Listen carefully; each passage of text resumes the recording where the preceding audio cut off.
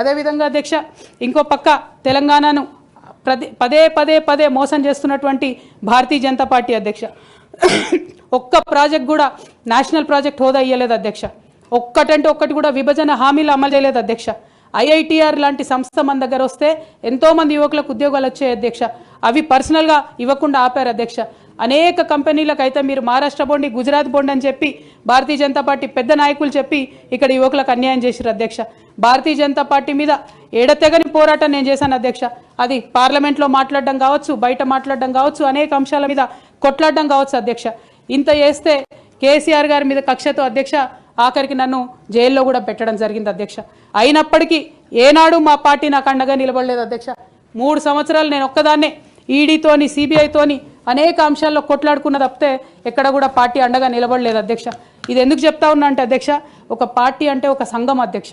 ఒక సంఘం అంటే ఒకే భావజాలంతో కలిసి పనిచేసే వ్యక్తులు అధ్యక్ష.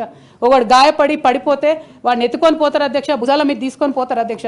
లేదు నువ్వు మా భావజాలంతో కరెక్ట్గా లేవంటే తీసి ఆనాడే అవతల పడేయాలి అధ్యక్ష.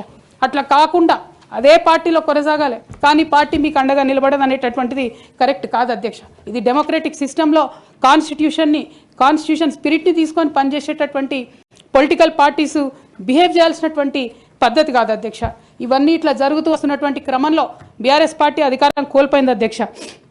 అధికారం కోల్పోయిన తర్వాత కాంగ్రెస్ పార్టీ వచ్చి ఒక ఎంక్వైరీ చేసింది అధ్యక్ష, ఘోష్ కమిటీ అని. బీఆర్ఎస్ పార్టీలో ఉన్నటువంటి ఏ పెద్ద నాయకుడు కూడా మాట్లాడాడు అధ్యక్ష.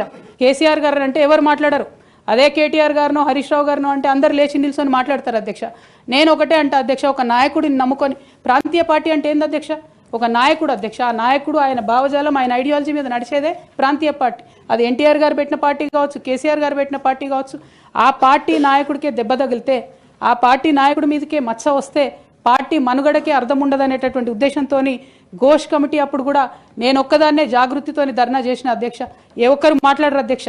ఆ తర్వాత అర్ధరాత్రి 2 గంటలకు కాంగ్రెస్ ప్రభుత్వం అసెంబ్లీలో సిబిఐ ఎంక్వైరీకి ఇస్తామంటే కూడా తెల్లారి 12, 1 గంటలు, 2 గంటల వరకు కూడా మా బీఆర్ఎస్ పార్టీలో ఒక్క పెద్ద నాయకుడు కూడా మాట్లాడాడు అధ్యక్ష. కేసీఆర్ గారిని ఏమన్నా మాట్లాడరు అధ్యక్ష.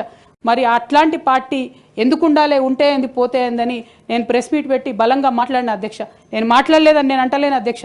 డెఫినెట్గా అవినీతి పరుల పేరు చెప్పిన, నేను హరీష్ రావు గారి పేరు చెప్పిన, వారి టీంలో ఉన్న అందరి సభ్యుల పేరు చెప్పిన అధ్యక్ష.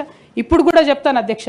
కానీ అధ్యక్ష చెప్పిన తర్వాత తెల్లారి 2 గంటల లోపల నన్ను సస్పెండ్ చేసిండ్రు అధ్యక్ష.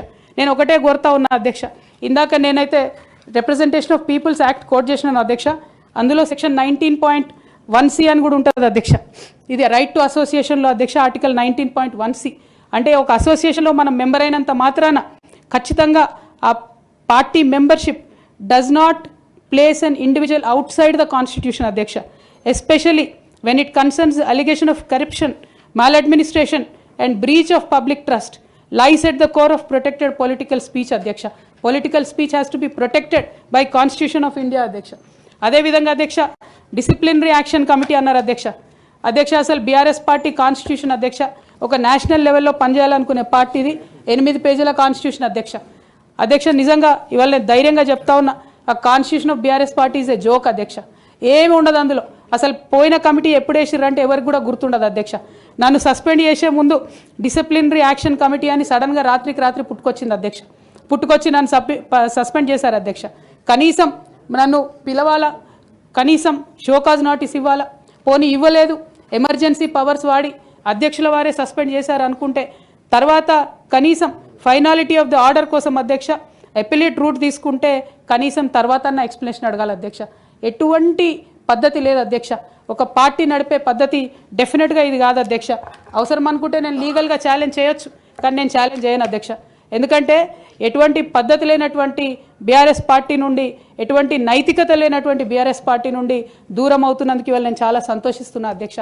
నా కుటుంబం, నా పార్టీ, నా రక్తం, నా చెమట, నేను 20 సంవత్సరాలు తెలంగాణ ఉద్యమం కోసం నేను పడ్డటువంటి శ్రమ, నేను చేసినటువంటి కష్టం గుర్తించకుండా ఒక చిన్న ఉరిదీసేవాడిని కూడా అడుగుతారు అధ్యక్ష. ఈ దేశంలో అంత మంచి దేశం మనది, అయినా కూడా సస్పెండ్ చేశారంటే చాలా సంతోషిస్తున్నా అధ్యక్ష. ఇవాళ నేను వేరే ఏం లేదు.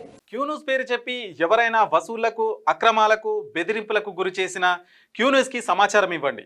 క్యూన్యూస్ ఎప్పుడూ ఇలాంటి చర్యలకు పాల్పడదు, ప్రోత్సహించదు. క్యూన్యూస్ ఎల్లప్పుడూ ప్రజా గొంతుకగా ప్రజల సమస్యల కోసం నిరంతరం పోరాడుతుంది.